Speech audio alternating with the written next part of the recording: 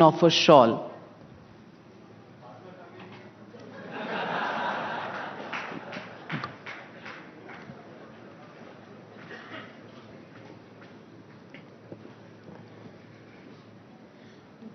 क्यों विनीत जी, आप मैदान छोड़ रहे हैं?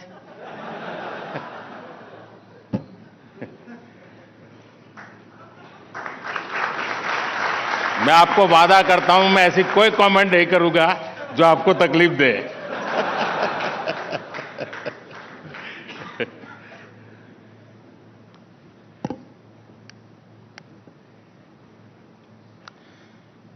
गयाना के पीएम श्रीमान मार्क फिलिप्स जी, श्री विनीत जैन जी, इंडस्ट्री के लीडर्स, सीईओज, अन्य महानुभाव, देवी और सज्जनों, फ्रेंड्स, ग्लोबल बिजनेस समिट की टीम ने इस बार समिट की जो थीम रखी है, मैं समझता हूं वो थीम इटसेल्फ बहुत अहम है। डिसरप्शन, डेवलपमेंट और डाइवर्सिफिकेशन। आज के इस दौर में ये बहुत ही चर्चित शब्द है और डिसरप्शन, डेवलपमेंट एंड डाइवर्सिफिकेशन की इस चर्चा में कोई इस बात पर सहमत है कि भारत का समय है। This is India's time.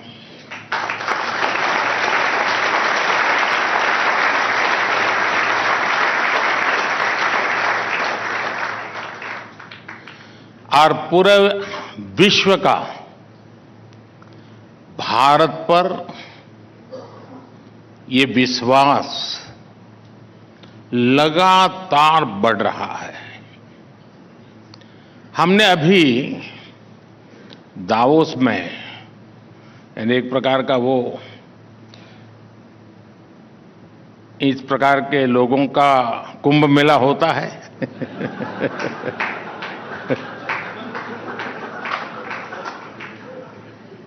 वहां लिक्विड कुछ और होता है गंगा जल नहीं होता है वहां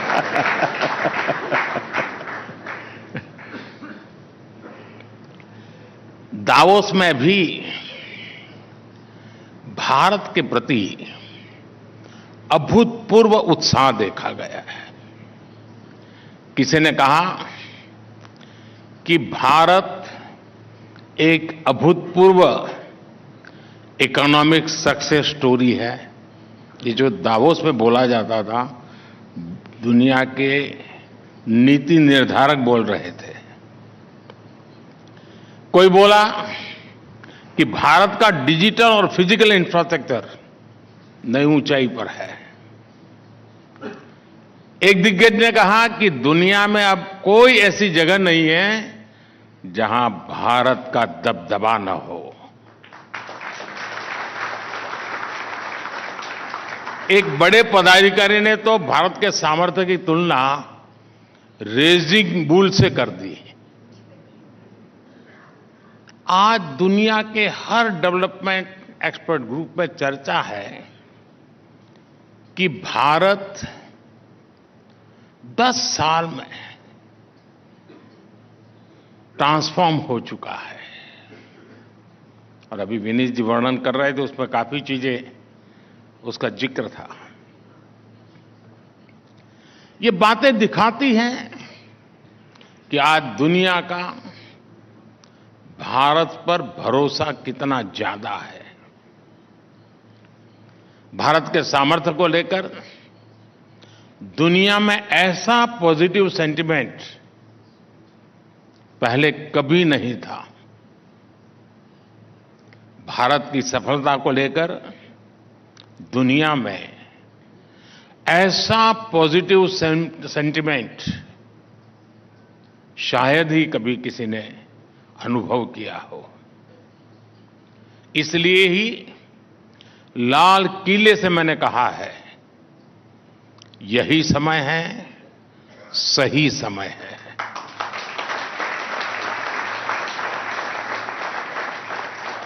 फ्रेंड, किसी भी देश की डेवलपमेंट जर्नी में एक समय ऐसा आता है जब सारी परिस्थितियां उसके फेवर में होती हैं। जब वो देश अपने आप को आने वाली कई सदियों के लिए मजबूत बना लेता है। मैं भारत के लिए आज वही समय देख रहा हूं। और जब मैं 1000 साल की बात करता हूं तो बहुत ही समझदारी पूर्वक करता हूं। ये ठीक है कि किसी ने 1000 शब्द कभी सुना नहीं, 1000 दिन का नहीं सुना तो उसके लिए तो 1000 साल बहुत बड़ी लगती है। लेकिन कुछ लोग होते हैं जो देख पाते हैं। ये टाइम पीरियड, ये कालखंड वाकई अभूतपूर्व है। एक प्रकार से वर्चुअस साइकिल शुरू हुई है। ये वो समय है जब हमारी ग्रोथ रेट लगातार बढ़ रही है और हमारा फिस्कल डेफिसिट घट रहा है। ये वो समय है जब हमारा एक्सपोर्ट बढ़ रहा है और करंट अकाउंट डेफिसिट कम होती जा रही है। ये वो समय है जब हमारा प्रोडक्टिव इन्वेस्टमेंट रिकॉर्ड ऊंचाई पर है और महंगाई नियंत्रण में है। ये वो समय है जब अपॉर्चुनिटीज और इनकम दोनों बढ़ रही है और गरीबी कम हो रही है। ये वो समय है जब कंजम्पशन और कॉर्पोरेट प्रॉफिटेबिलिटी दोनों बढ़ रहे हैं और बैंक एनपीए में रिकॉर्ड कमी आई है। ये वो समय है जब प्रोडक्शन और प्रोडक्टिविटी दोनों में वृद्धि हो रही हो और ये वो समय है जब हमारे आलोचक ऑल टाइम लो है।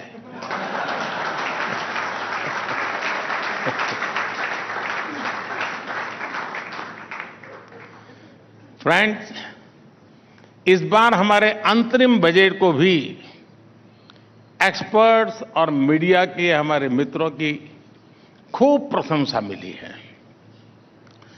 कई सारे एनालिस्ट ने भी इसकी प्रशंसा करते हुए कहा है कि ये लोक लुभावन बजट नहीं है। मेरे तारीफ का एक कारण ये भी है। मैं उन्हें इस समीक्षा के लिए धन्यवाद देता हूं, लेकिन मैं उनके आकलन में कुछ और बातें भी जोड़ना चाहता हूं। कुछ मूल बातों की तरफ ध्यान आकर्षित करना चाहता हूं। अगर आप हमारे बजट या ओवरऑल पॉलिसी मेकिंग की चर्चा करेंगे तो आपको उसमें कुछ फर्स्ट प्रिंसिपल्स नजर आएंगे और वो फर्स्ट प्रिंसिपल्स हैं स्टेबिलिटी, कंसिस्टेंसी, कंटिन्यूटी। ये बजट भी उसी का एक्सटेंशन है। फ्रेंड्स, जब किसी को परखना हो तो उसे किसी मुश्किल या चुनौती के समय में ही परखा जा सकता है। कोरोना महामारी और उसके बाद का पूरा कालखंड भी पूरे विश्व में सरकारों के लिए एक बड़ी परीक्षा बनकर आया था। किसी को कोई अंदाज नहीं था कि हेल्थ और इकोनॉमी की इस दोहरी चुनौती से निपटा कैसे जाए। इस दौरान भारत ने सबसे वो दिन याद कीजिए आप, मैं लगातार टीवी पे आकर के देश के साथ संवाद करता था और उस संकट की घड़ी में सीना तान करके देशवासियों के सामने हर पल खड़ा रहा था। और उस समय प्रारंभिक दिनों में मैंने कहा था और मैंने जान बचाने को प्राथमिकता दी थी और हमने कहा जान है तो जहान है। आपको याद होगा। हमने जीवन बचाने वाले, संसाधन जुटाने में, लोगों को जागरूक करने में पूरी शक्ति लगा दी। सरकार ने गरीबों के लिए राशन मुफ्त कर दिया। हमने मेड इन इंडिया वैक्सीन पर फोकस किया। हमने ये भी सुनिश्चित किया कि तेजी से हर भारतीय तक ये वैक्सीन पहुंचे।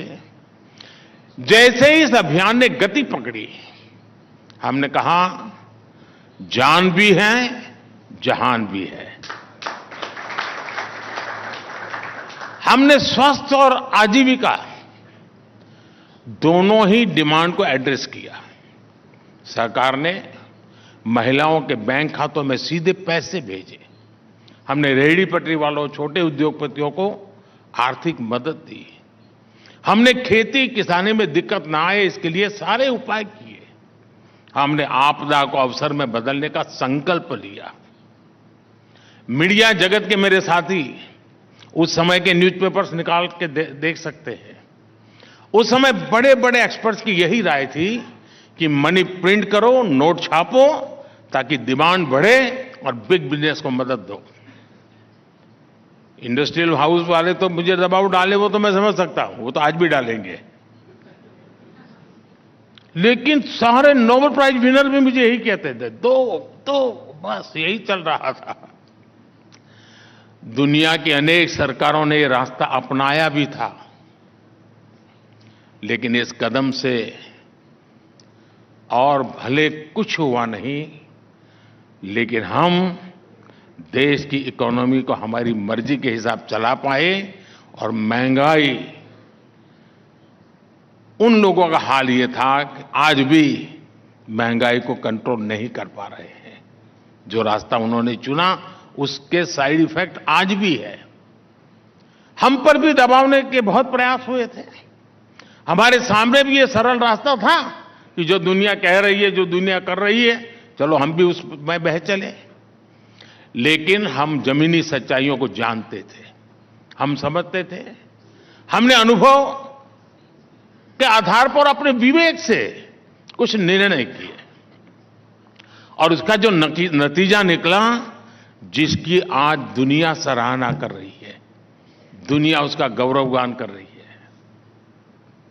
हमारी जिन नीतियों पर सवाल उठाए जा रहे थे, वो हमारी नीतियां साबित हुई और आज इसलिए भारत की अर्थव्यवस्था इतनी मजबूत स्थिति में है। साथियों, हम एक वेलफेयर स्टेट है। देश के सामान्य मानवी का जीवन आसान हो, उसकी क्वालिटी ऑफ लाइफ सुधरे, ये हमारी प्राथमिकता है।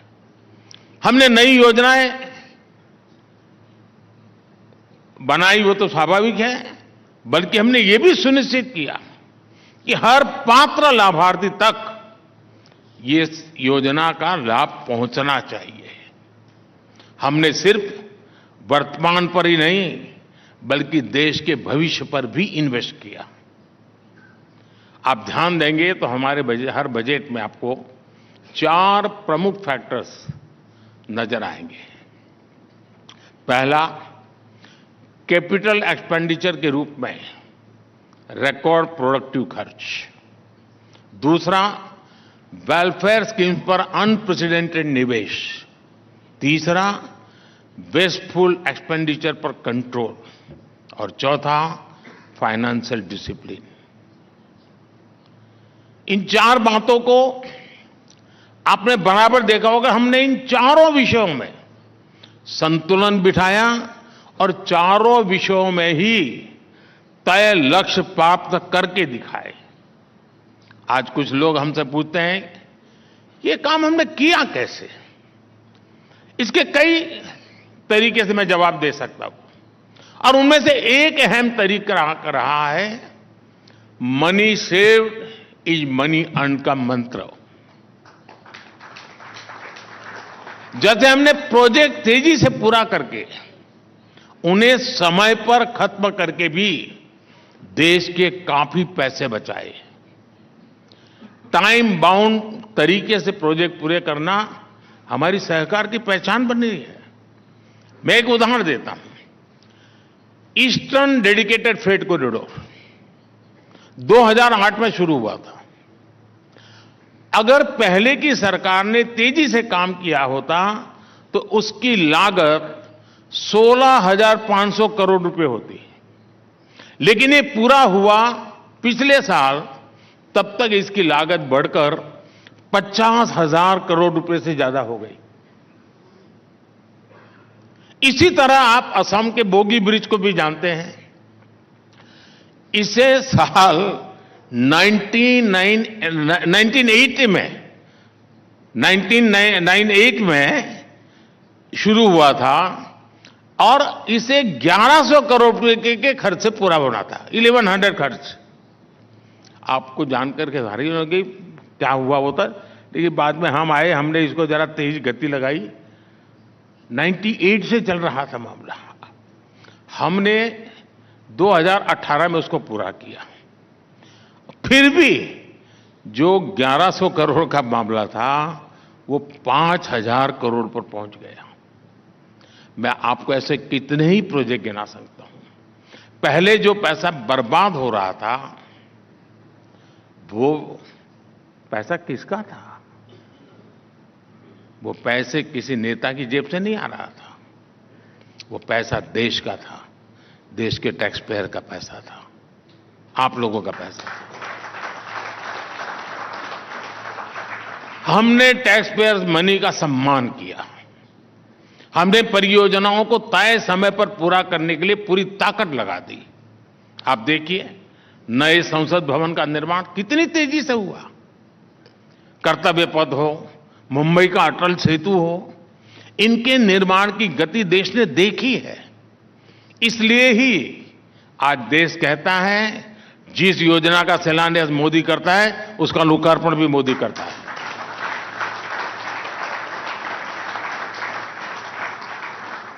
साथियों, हमारी सरकार ने व्यवस्था में पारदर्शिता लाकर टेक्नोलॉजी का इस्तेमाल करके भी देश के पैसे बचाए हैं। आप कल्पना कर सकते हैं, हमारे यहां कांग्रेस सरकार के समय से कागजों में, आप ये सुनकर के हैरान हो जाओगे, कागजों में 10 करोड़ ऐसे नाम चले आ रहे थे जो फर्जी लाभार्थी थे, ऐसे लाभार्थी जिनका जन्म नहीं हुआ था, ऐसे विधवाएं थी जो बेटी के भी पैदा ही नहीं हुई थी। 10 करोड़, हमने ऐसे 10 करोड़ फर्जी नामों को कागजों से हटाया।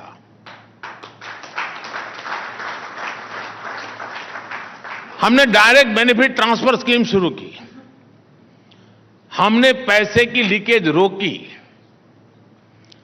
एक प्रधानमंत्री कह के गए थे 1 रुपया निकलता है तो 15 पैसा पहुंचता है। हमने डायरेक्ट ट्रांसफर किए, 1 रुपया निकलता है 100 पैसे पहुंचते हैं, 99 भी नहीं। ये डायरेक्ट बेनिफिट ट्रांसफर स्कीम का परिणाम यह हुआ है, देश के करीब 3 लाख करोड़ रुपए गलत हाथों में जाने से बचे हैं। हमारी सरकार ने, सरकार को जी चीजें परचेज करनी होती हैं उसमें ट्रांसपेरेंसी लाने के लिए जेम एक पोर्टल शुरू किया, GEM।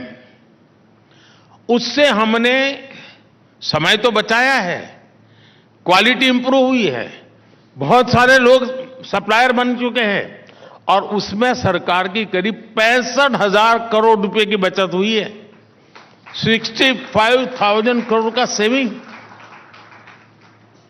ऑयल प्रोक्योरमेंट का डाइवर्सिफिकेशन हमने किया और उसके कारण 25,000 करोड़ रुपए बचे हैं।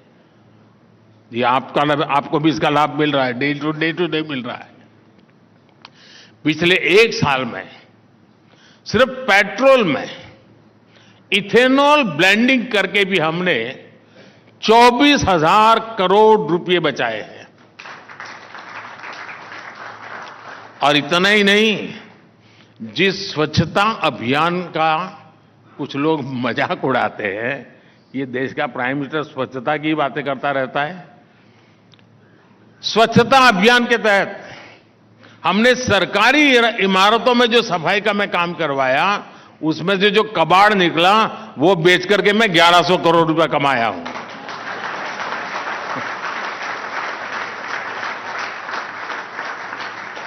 और साथियों, हमने अपनी योजनाओं को भी ऐसे बनाया कि देश के नागरिकों के पैसे बचे। आज जल जीवन मिशन की वजह से गरीबों को पीने का शुद्ध पानी मिलना संभव हुआ। इस वजह से बीमारी पर होने वाला उनका खर्च कम हुआ है। आयुष्मान भारत ने देश के गरीब पे 1 लाख करोड़ रुपए खर्च होने से बचाए हैं और उसका उपचार हुआ है। पीएम जन औषधि केंद्र पर 80% डिस्काउंट, और हमारे देश में डिस्काउंट की एक ताकत होती है। कितना ही बढ़िया स्टोर हो, कितना ही बढ़िया माल हो, बगल वाला 10% डिस्काउंट लिखे तो सारी महिलाएं वहां चली जाएगी। 80% डिस्काउंट से हम देश के मध्यम वर्ग और गरीब परिवारों को दवाई देते हैं जन औषधि केंद्र में, और उससे जिन्होंने वहां से दवाई खरीदी है उनके 30,000 करोड़ रुपए बचे हैं। साथियों, मैं वर्तमान पीढ़ी के साथ ही आने वाली अनेकों पीढ़ियों के प्रति भी जवाबदेह हूं। मैं सिर्फ रोजमर्रा की जिंदगी पूरी करके जाना नहीं चाहता हूं, मैं आप आने वाली पीढ़ियों का भविष्य सुरक्षित करके जाना चाहता हूं।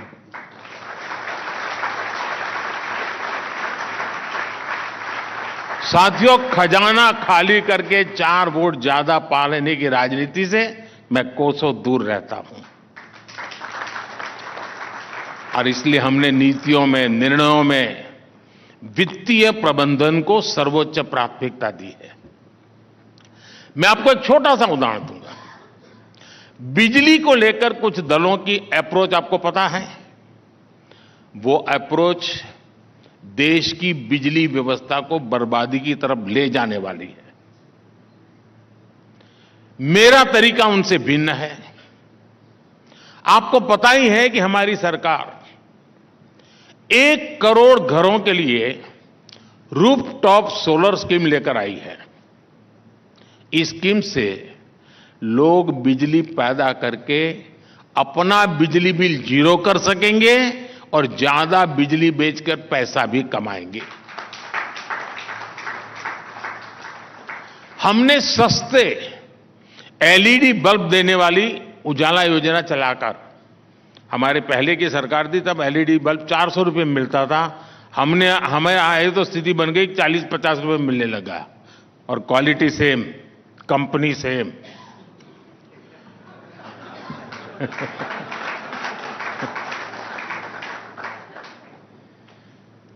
एलईडी के कारण बिजली बिल में लोगों के करीब करीब 20,000 करोड़ रुपए बचे हैं।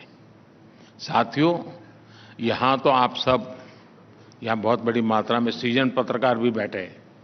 आप जानते हैं 7 दशक पहले से हमारे यहां गरीबी हटाओ के नारे दिन रात दिए जाते रहे। इन नारों के बीच गरीबी तो हटी नहीं, लेकिन तब की सरकारों ने गरीबी हटाने का सुझाव देने वाली एक इंडस्ट्री तैयार जरूर कर दी। उनको उसी से कमाई होती थी। कंसल्टेंट सर निकल पड़े थे। इस इंडस्ट्री के लोग गरीबी दूर करने का हर बार नया नया फॉर्मूला बताते जाते थे और खुद करोड़पति बनते जाते थे, लेकिन देश गरीबी कम नहीं कर पाया। सालों तक एसी कमरों में बैठकर वाइन एंड चीज के साथ गरीबी हटाने के फॉर्मूले पर डिबेट होती रही और गरीब गरीब ही बना रहा।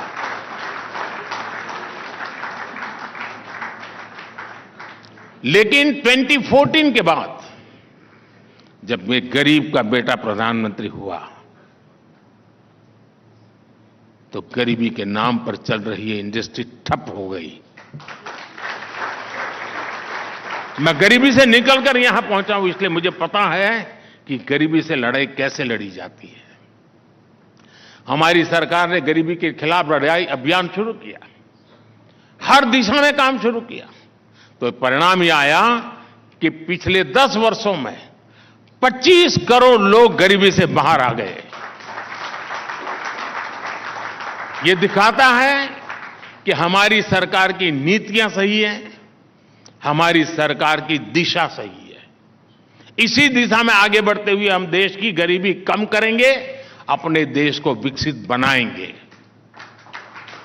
साथियों, हमारा गवर्नेंस मॉडल 2 धाराओं पर एक साथ आगे बढ़ रहा है। एक तरफ हम 20वीं सदी की चुनौतियों को एड्रेस कर रहे हैं जो हमें विरासत में मिली है, और दूसरी तरफ 21वीं सदी के एस्पिरेशंस को पूरा करने में हम जुटे हुए हैं। हमने कोई काम छोटा नहीं माना। दूसरी तरफ हम बड़ी से बड़ी चुनौती से टकराए, हमने बड़े लक्ष्यों को हासिल किया। हमारी सरकार ने अगर 11 करोड़ शौचालय बनाए हैं तो स्पेस सेक्टर में भी नई संभावनाएं बनाई है। हमारी सरकार अगर गरीबों को 4 करोड़ घर दिए हैं तो 10,000 से ज्यादा अटल टिंकरिंग लैब्स भी बनाए हैं। हमारी सरकार ने अगर 300 से ज्यादा मेडिकल कॉलेज बनाए हैं तो फ्रेट कॉरिडोर, डिफेंस कॉरिडोर का काम भी बहुत तेजी से चल रहा है। हमारी सरकार ने वंदे भारत ट्रेनें चलाई हैं तो दिल्ली समेत देश के कई शहरों में करीब 10,000 इलेक्ट्रिक बसें भी चलवाई है। हमारी सरकार ने करोड़ों भारतीयों को बैंकिंग से जोड़ा है तो वहीं डिजिटल इंडिया से, फिनटेक से सुविधाओं का सेतु भी बनाया है।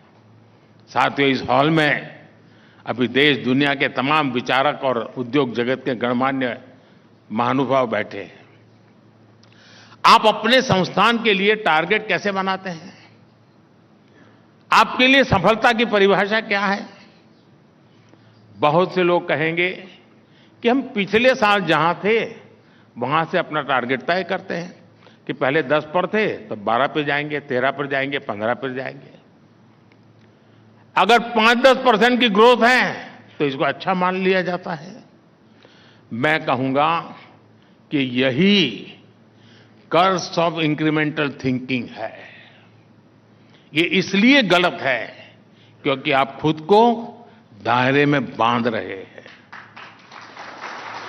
क्योंकि आप खुद पर भरोसा करके अपनी गति से आगे नहीं बढ़ रहे हैं। मुझे याद है, मैं सरकार में आया था तो हमारी ब्यूरोक्रेसी भी इसी सोच में फंसी हुई थी।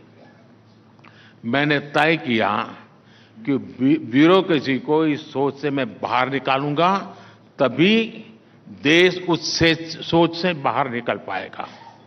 मैंने पिछली सरकारों से कहीं ज्यादा स्पीड से, कहीं बड़े स्केल पर काम करना तय किया और आज इसका परिणाम दुनिया देख रही है।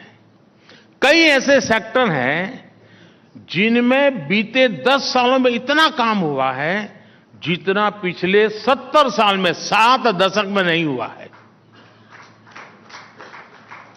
यानी 7 दशक और 1 दशक की तुलना कीजिए आप। 2014 तक 7 दशक में करीब 20,000 किलोमीटर रेलवे लाइन का इलेक्ट्रिफिकेशन हुआ। 7 दशक में 20,000 किलोमीटर। हमने अपनी सरकार के 10 साल में 40,000 किलोमीटर से ज्यादा रेलवे लाइन का इलेक्ट्रिफिकेशन किया है।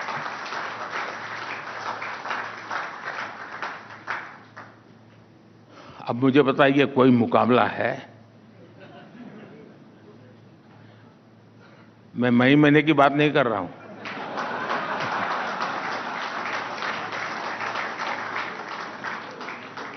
ट्वेंटी 14 तक 7 दशक में 4 लेन या उससे अधिक के करीब 18,000 किलोमीटर नेशनल हाईवे बने 18,000।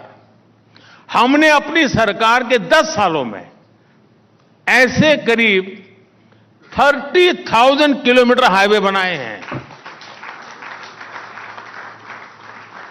70 साल में 18,000 किलोमीटर, 10 साल में 30,000 किलोमीटर। अगर इंक्रीमेंटल सोच के साथ में काम करता तो कहां पहुंचता भाई। साथियों, 2014 तक 7 दशक में भारत में 250 किलोमीटर से भी कम मेट्रो रेल नेटवर्क बना था। बीते 10 सालों में हमने 650 किलोमीटर से ज्यादा का मेट्रो रेल नेटवर्क बनाया है। 2014 तक 7 दशक में भारत में 3.5 करोड़ परिवारों तक नल से जल का कनेक्शन था। 3.5 करोड़। 2019 में हमने जल जीवन मिशन शुरू किया था। बीते 5 साल में ही हमने ग्रामीण इलाकों में 10 करोड़ से अधिक घरों तक नल से जल पहुंचा दिया। साथियों, 2014 के पहले के 10 साल में देश जिन नीतियों पर चला था वो वाकई देश को कंगाली की राह पर लेके जा रही थी। इस बारे में संसद के इसी सेशन में हमने भारत की आर्थिक स्थिति को लेकर के एक व्हाइट पेपर भी रखा है। आज उसकी चर्चा भी चल रही है। और मैं आज जब इतना बड़ा ऑडियंस है तो अपने मन की बात भी बता देता हूं। ये व्हाइट पेपर मैं जो आज लाया हूं ना, वो मैं 2014 में ला सकता था। राजनीतिक स्वार्थ अगर मुझे साधना होता तो वो आंकड़े मैं 10 साल पहले देश के सामने रख देता। लेकिन 2014 में जो चीजें जब मेरे सामने आई मैं चौंक गया था। अर्थव्यवस्था हर प्रकार से बहुत गंभीर स्थिति में थी। घोटाले और पॉलिसी पैरालिसिस को लेकर पहले ही दुनिया भर के निवेशकों में घोर निराशा व्यापी थी। अगर मैं इन चीजों को उस समय खोल देता, जरा भी एक नया गलत सिग्नल जाता तो शायद देश का विश्वास टूट जाता। लोग मानते डूब गए, अब नहीं बच सकते हैं। जैसे किसी मरीज को पता चले ना कि भाई तुम्हें एक गंभीर बीमारी है तो आधा तो वहीं खत्म हो जाता है। देश का वही हाल हो जाता। पॉलिटिकली मुझे वो सूट करता था, वो सारी चीजें बाहर लाना। राजनीति तो मुझे कहती है वो करो, लेकिन राष्ट्रनीति मुझे वो नहीं करने देती। और इसलिए मैंने राजनीति का रास्ता छोड़ा, राष्ट्रनीति का रास्ता चुना। और पिछले 10 साल में जब सारी स्थितियां मजबूत हुई है, कोई भी हमला झेलने की हमारी ताकत बन चुकी है, तो मुझे लगा कि देश के सामने सत्य मुझे बता देना चाहिए, चीजें खुल करके रख देनी चाहिए। और इसलिए मैंने कल पार्लियामेंट में व्हाइट पेपर पेश किया है। उसको देखोगे तो पता चलेगा हम कहां थे और कितनी बुरी स्थितियों से निकल करके आज हम यहां पहुंचे हैं।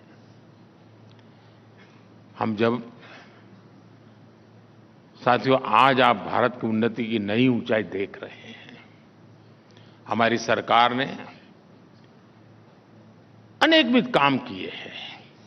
और अभी मैं देख रहा था कि तीसरी इकोनॉमी हमारे विनीत जी बार बार कह रहे थे। और किसी को आशंका नहीं है। मैं देख रहा था, विनीत जी तो बहुत नम्रता से बोलते हैं, अत्यंत सॉफ्ट स्पोकन है, लेकिन फिर भी आप सब भरोसा करते हैं, हाँ यार हम तीसरे नंबर पर पहुंच जाएंगे। क्यों? बगल में मैं बैठा था।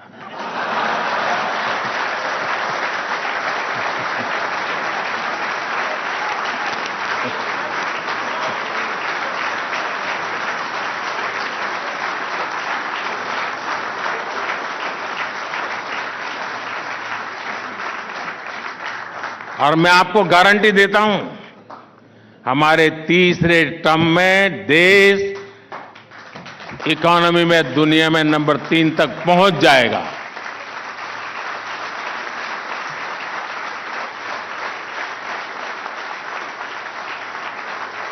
और साथियों, आप ये भी तैयारी रखिए, मैं कोई चीज छिपाता नहीं हूं, हर एक को तैयारी करने का मौका भी देता हूं। लेकिन लोगों को क्या है कि लगता है ये जो पॉलिटिशियन है तो बोलते रहते हैं, लेकिन अब अनुभव मेरा हो गया है आपको, मैं ऐसे ही बोलता नहीं हूं। और इसलिए मैं बताता हूं, तीसरे टर्म में और भी बड़े फैसले होने जा रहे हैं।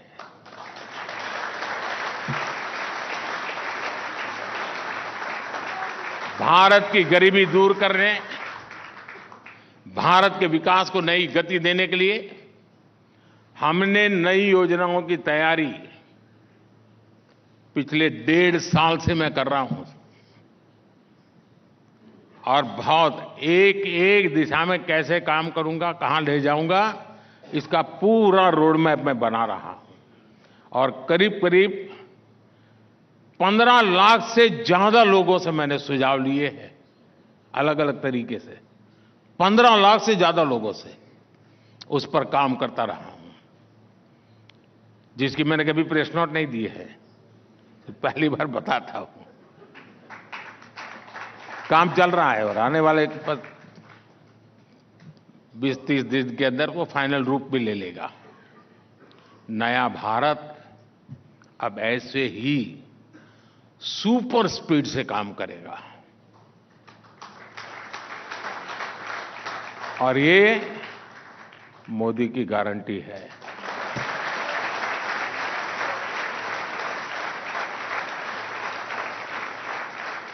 मैं आशा करता हूं कि इस समिट में सकारात्मक चर्चाएं होगी, बहुत से अच्छे सुझाव निकल करके जाएंगे, जो हमको भी जो रोड मैप तैयार हो रहा है उसमें काम आएंगे।